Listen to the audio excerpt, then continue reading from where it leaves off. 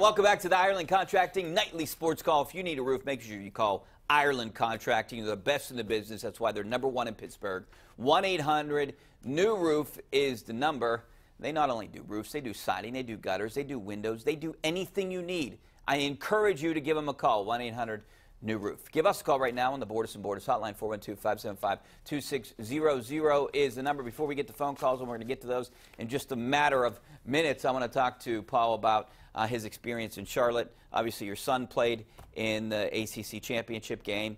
It wasn't what we all had hoped or liked to see. I did think that the Panthers were going to at least cover that 27-point spread, and they could have. I think really the turning point of that game for me, and I haven't had a chance to talk about this. I was in Charlotte for the game, but it was obviously, I think, that turnover there at the end of the first half. I mean, that kind of changed the momentum. I thought their defense played well enough to keep them in this game. Yeah, well, again, you know, I thought there was a couple of bad decisions that were made down and distance-wise on offense that led to points. You know, you go down 7-0. Okay, the first play of the game, the guy runs, out. Okay, fine. But I just think that they were nervous at that point. Well, I mean, that whatever. team was rattled a little bit. But whatever happens, but then I mean, a couple of series later, you have a 3rd and 29. Yeah. What play do you have in your playbook? You've got a passing game that can't go 10 yards, it seems like, most of the time, and you're going to call a pass play on 3rd and 29 backed up against your own end zone. There was a strip sack. And the guy got the ball to like the 1-yard line, next thing, or 2-yard line or whatever. Next thing you know, it's 14-0. So you gave him 7 points there, and then you get the ball back with about a minute left or whatever it was.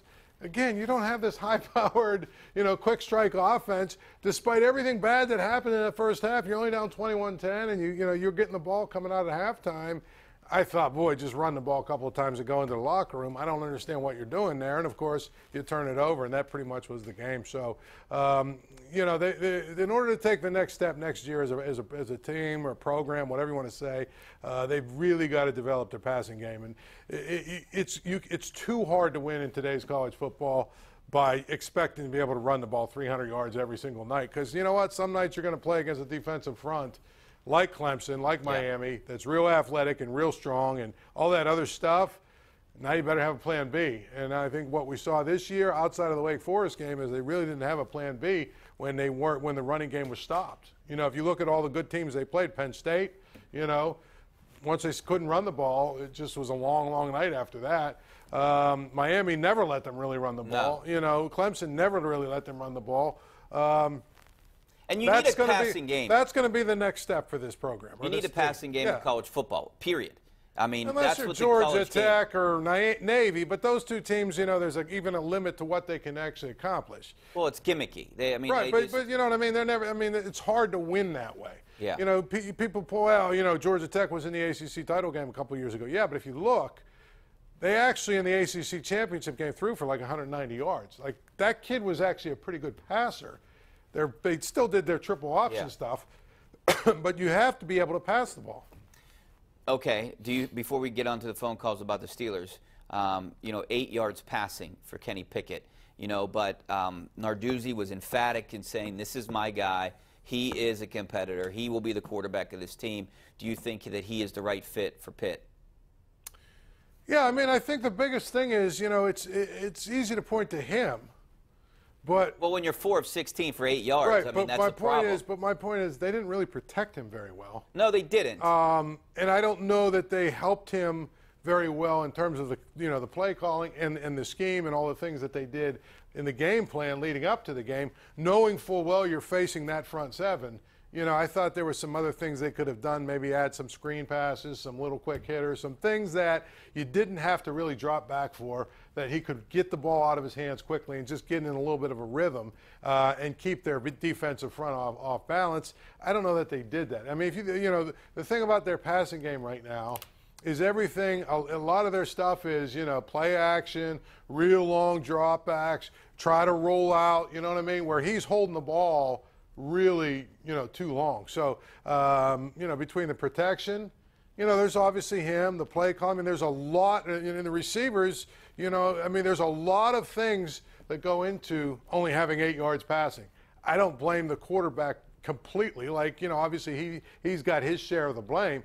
there's a lot of levels to what they need to get better at from now until next year, or else next year, you know, they'll lose some games that they probably shouldn't lose just because teams will load up to stop the run.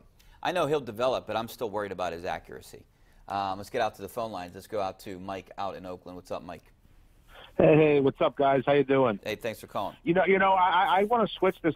What I want to talk about the Pitt. Just because I really like listening to what Paul had to say and what you had to say, Rich. Here's my opinion, and I'm trying not to be a Debbie Downer with that program, but I mean, number one, they need to recruit better. I'm sorry. I mean, the recruits. Once in a while, you're going to see a player that's coming here that maybe had some nice offers.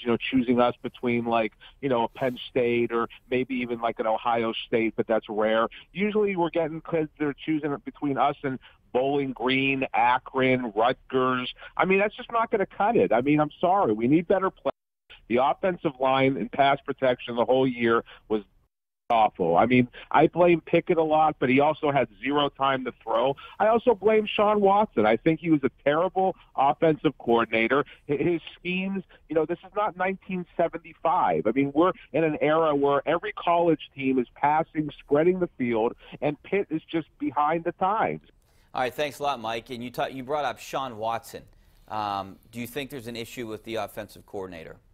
I know Narduzzi's a loyal guy, but now, hey, Matt Canada's available. But no, I mean, again, there's so many layers to what goes on. You can only call plays that you can actually, execute, and you can only execute plays that you can actually, block for. And maybe there are a number of throws that we'd like to see Kenny Pickett make. Right now in his development, he can't make.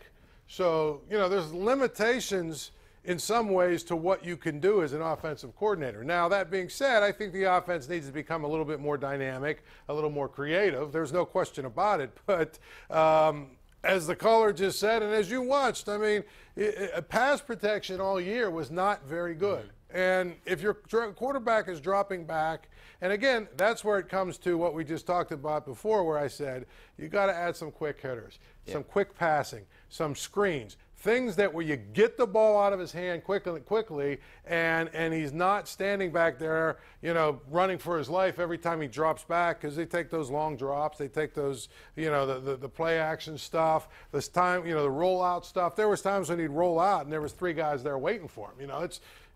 When you run the ball as well as they do, you should be able to have some deception with what you do, but the problem guys open. But the problem is, like I said, I mean, they had a hard time protecting him, and there's a lot of levels to what went on with the Pitt passing game this year. It's got to get better. Whatever there is, it's got to get better for next year, or we're going to be talking about a team that again loses 3 or 4 games. But it hurts your recruiting too when you're one-dimensional and you don't have a passing game. Those athletic guys don't want to come play for Pitt. All right, back out to the phone lines. Let's go out to we're going to go out to David out in Castle Shannon. What's up, David? Hey, how you doing? Good. I just want to say is I think the Steelers are going to lose Sunday.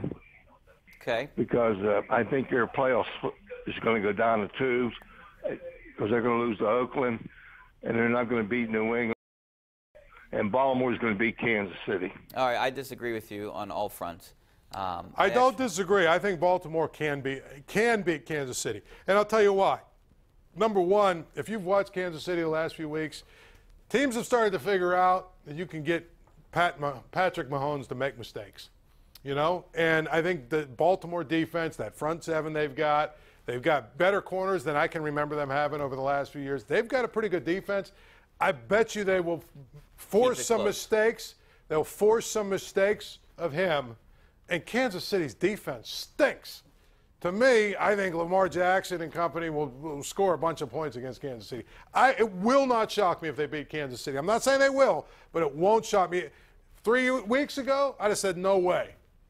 But I'm telling you, watching Kansas City, I think the two teams that the Steelers should be a little bit nervous, actually 3 teams in the playoffs that the Steelers should be a little nervous about: the Patriots, the Chargers, although I think they can beat them, but the Chargers are good on both sides of the ball, and the Ravens. The rest of these teams, maybe the Texans, to me, Deshaun Watson's really good, but I still think that team really is just lacking something. I don't know what it is, but to me, I think if the Steelers play the Chiefs in the playoffs, they'll beat them. Here's the thing. If the Steelers don't match the Ravens' record in these last 4 games, the Steelers aren't going to the playoffs. I don't think they're going to get in as a wild card. I think the only way they get in is if they win the division. I'll tell you why they could, because if you look at every other team besides the Chargers, they all have 6 losses already.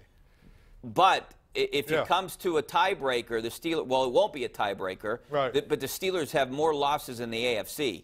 They got to hope right, that but they what would I'm have. saying is, even if they go 2-2, say they go, so they would go what 10? What is that? That would be 9, 6-1, yeah. right?